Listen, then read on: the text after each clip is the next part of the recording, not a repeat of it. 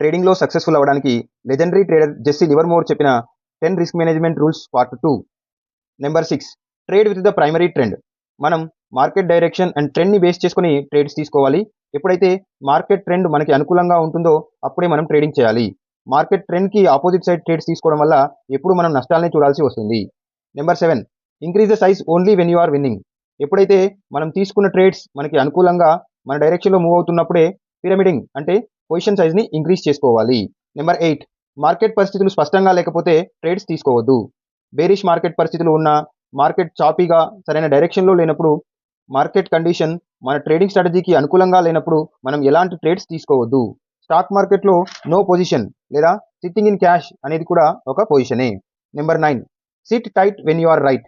ఎప్పుడైతే మనం తీసుకున్న ట్రేడ్స్ మన డైరెక్షన్లో మూవ్ అవుతూ ప్రాఫిట్స్ని చూపిస్తున్నాయో, ఎక్కడ ఆ ప్రాఫిట్స్ని కోల్పోతామేమో అని భయపడి తొందరగా ఎగ్జిట్ అవ్వకుండా పేషెన్స్తో వెయిట్ చేస్తూ మన రిస్క్ రివార్డ్ రేషియోని బేస్ చేసుకొని కానీ లేదా మన ఎగ్జిట్ క్రైటీరియా వచ్చినప్పుడే మనం ఎగ్జిట్ తీసుకోవాలి.